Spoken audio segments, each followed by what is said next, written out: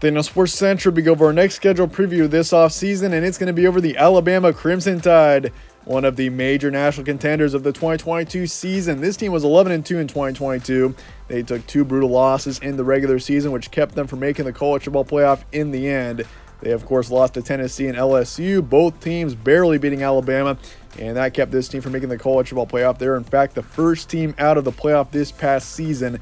But will this team be in 2023? Will this team once again be in playoff contention next season? And will they make the playoff in the 2023 season? That's what we'll be talking about here today. We'll be going over the players this team will be losing, who will be returning, and looking at their schedule for the first time this offseason. Let's get started looking at a quick recap of 2022. And this team got off to a solid start. They beat Utah State 55-0 and a close win at Texas. Won the game by 1, but that game was definitely one that came down to the wire.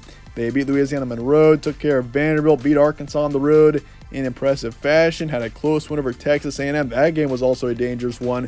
Came right down to the wire, and Alabama got the win. So, I mean, they started out the season 6-0. They were looking as one of the top teams in the country heading into the second half of the season. You had Tennessee on the road, which everyone knew was a huge game. Tennessee was a very hot team at the time. They were very much rising in the rankings, and Alabama goes into Tennessee. The Vols get the win in the end off of a last-second field goal, 52-49. One of the thrilling games of the season.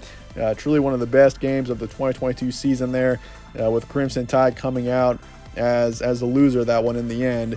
But they beat Mississippi State the next week in impressive fashion, 30-6. Lost LSU then in overtime. That one was a gut punch for the Crimson Tide. If they could have won that game, it went into overtime. Very much a winnable game, but in the end, LSU got the win, and that's really the game that took Alabama out of playoff contention. But this team in the end was still a contender all the way down until Selection Sunday. We saw this team heading into that Sunday where the top 4 was revealed. I mean, this team was still a contender. It seemed like a long shot with their 2 regular season losses and no conference title, but in the end, this team was the first team out, and then they beat Ole Miss, Austin Peay, and then Auburn down the stretch. So they were 10-2 heading into the postseason. They got into the Sugar Bowl, played Kansas State, a team that had an outstanding season, and Alabama got the win 45-20 in the end. So an impressive Sugar Bowl win to finish out the season, but obviously for Alabama, it wasn't quite the season that they had hoped for. I mean, this team with Bryce Young, the amount of talent on this team, there's a reason why this team was widely thought of as the favorite to win the national title heading into the season.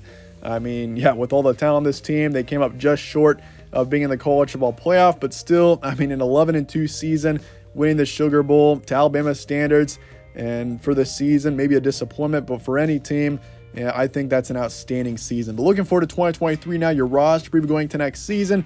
Let's look at the players this team is losing and some of their returning as well. Of course, they do have a couple of major standout players taken off. Of course, Bryce Young is the most notable. The quarterback for this team, star quarterback, Heisman winner, he is gone. So he's had an outstanding career with Alabama, and it's unfortunate for him and for this team that they couldn't quite get a national title. But, I mean, there's no doubt 2022 was an outstanding season for him. 3,300 yards, 32 touchdowns, 5 interceptions, and a 65% completion rate. He's going to have a lot of success in the NFL. Looking forward to seeing him play for whoever team that is. But yeah, Bryce Young, he is gone. Jahmyr Gibbs is also gone, the top running back for this team, who put up 1,300 yards, nearly 1,400 this past season, and 10 touchdowns. So that's a key loss. But I'm not too concerned. I think the backfield has got some good depth.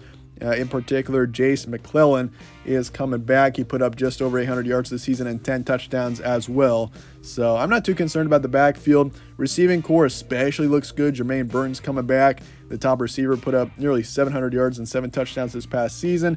You also got Ja'Cory Brooks coming back, the second receiver on this team, who put up right around the same stats. I mean, his and Jermaine Burton's stats were almost identical. Ja'Cory Brooks had 674 yards on the season and 8 touchdowns. Yeah, extremely close to what we saw out of Jermaine Burton this past season. You do lose your tight end, your third in receiving yards this past season, Cameron Latou, but you do return your third receiver, Kobe Prentice. So I'm not too concerned about the receiving core, and the backfield looks fine to me. It's just the quarterback situation that is the big question mark, I think, for the Crimson Tide heading into next season. Looks like Jalen Milroe is the next quarterback up. When he played in 2022, he didn't play very much, but when he did, he wasn't very impressive. So we'll see if he can improve this offseason and get ready to go for 2023 because Alabama needs him to be an outstanding quarterback if they want to have a chance of being a national contender. I mean, just based on his stats that we saw in 2022 when he did play, put up right around 300 yards on 53 passes, 5 touchdowns, and threw 3 interceptions in 53 pass attempts. That is a decent amount of interceptions considering how much he played. He also had a 59% completion rate, but obviously the percentage isn't very significant considering he didn't play too much. But Jalen Milroe wasn't incredibly impressive when he played, so we'll see how his improvement is over the course of this offseason. Defensively, this team looks okay. I mean, you do have tremendous depth. You are losing a few of your key players, though. 2 defensive linemen, 4 linebackers are gone, as well as 3 in the secondary. So defensively, you lose a few key players, but the depth is still great for this team there with the recruiting, so I'm not terribly concerned. I mean, Alabama loses just tons of players every year defensively, and they manage to generally do just fine. We'll see how that goes going into 2023. But yeah, so a few significant losses, no doubt, but they've got depth. Chances at a return to the college football playoff in 2023. I mean, I'm just going to say this, and I feel like if you're an Alabama fan, you can agree with this statement. Georgia is now the team to be in college football. We're heading into 2023. They've won 2 straight national championships. Yeah, Alabama maybe is the dynasty of the past decade, but thing is, Georgia right now is, I'd say, the best team in college football, and it's hard to argue against that considering they've won the past 2 national titles and just beat TCU 65-7 in the national championship. So for Alabama heading into next season, I mean, Georgia is who they got to beat. And I mean, for Alabama, first step is getting to the SEC championship game. Now, obviously, LSU took their spot this past season because guess what? Tigers beat Alabama this past season in overtime. So for Alabama, got to get to Atlanta, got to get to the SEC championship, where you're probably going to end up playing Georgia this season, and that's how you get in the college football playoff. You got to, for one, get in that game, and for 2, obviously a guaranteed way of getting in the playoff is winning that game. So for Alabama, got to get there, and that's the first goal heading into next season.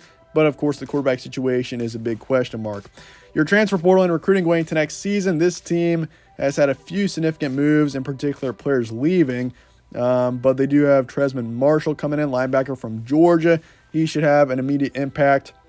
And potentially CJ Dipre coming in from Maryland, tight end, will as well. You are losing JoJo Earl, receiver, to TCU. Trayshawn Holden is off to Oregon. Tommy Brockermeyer, offensive tackle, is off to TCU. So you're losing a few players to TCU here, as well as Trey Sanders, running back. Demuy Kennedy is off to Colorado. Kyrie Jackson, defensive back, is off to Oregon. Recruiting-wise, this team is the top team in the country, so they are once again the top team in the nation when it comes to recruiting. That obviously puts them as the top team in the SEC. They got 9 5-stars coming in. This team is the best team in the nation recruiting by a significant margin heading into 2023. With 9 5-stars, 18 4-stars, there's no doubt that the future is bright for the Crimson Tide. In my future forecast meter, I've got a 9 out of 10 for Alabama in the future, and I rarely am going to be doing 10. For the most part, most teams that I see having success are going to be a 9, but the thing is, the reason why I have it at a 9 is because of the quarterback situation being somewhat of a question mark right now. So once we get into the season, we know more about the quarterback situation.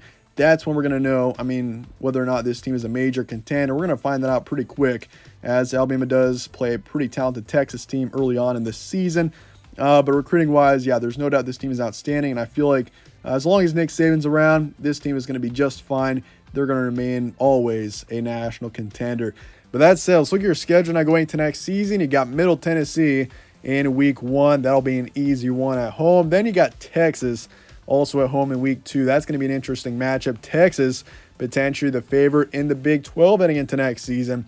So that's a game to keep an eye on. But good thing is the game is in Tuscaloosa this season. But then you got South Florida on the road. Kind of an interesting road matchup against one of the poor teams in the group of 5 in recent years.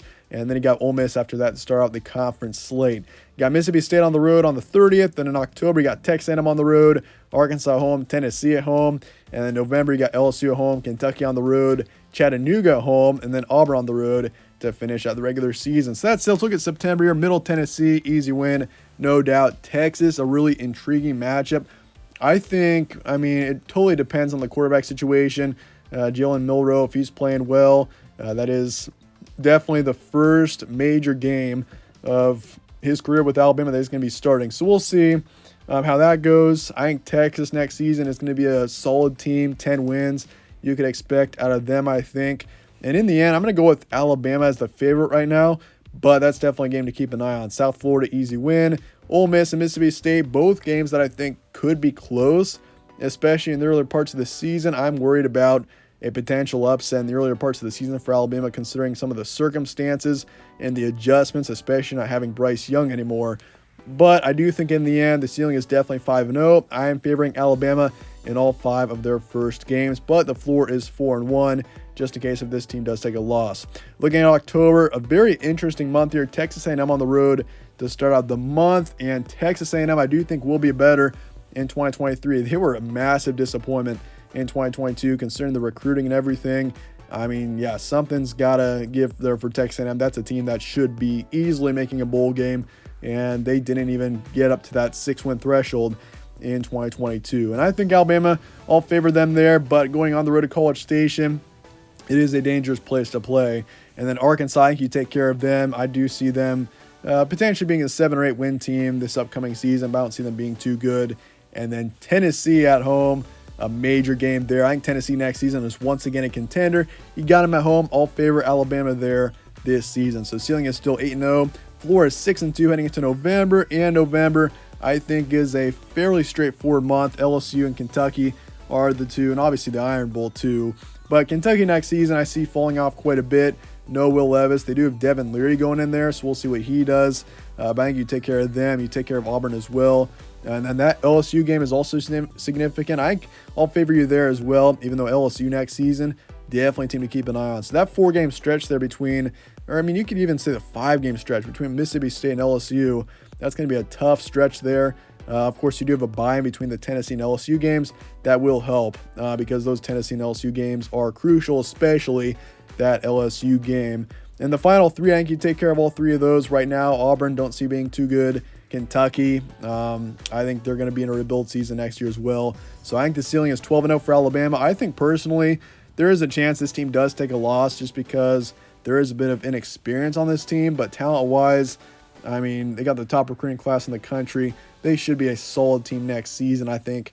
And it's just a matter of whether or not. I mean, you look at 2022, this team was just a couple points away from being in the college football playoff and very much being a contender for the national title. But it was just the Tennessee loss, the LSU loss, 2 just brutal losses to teams that they very much could have beaten, even though both teams overall had good seasons. And so in the end for 2023, it's just a matter of whether or not they can pull it out in those close games. And in the end, I've got the ceiling at 12-0, floor at 9-3 for Alabama. But let me hear your thoughts in the comments below on the Crimson Tide. And I appreciate you guys watching as always. Stay tuned for more from All Sports Central. Catch you on the next one.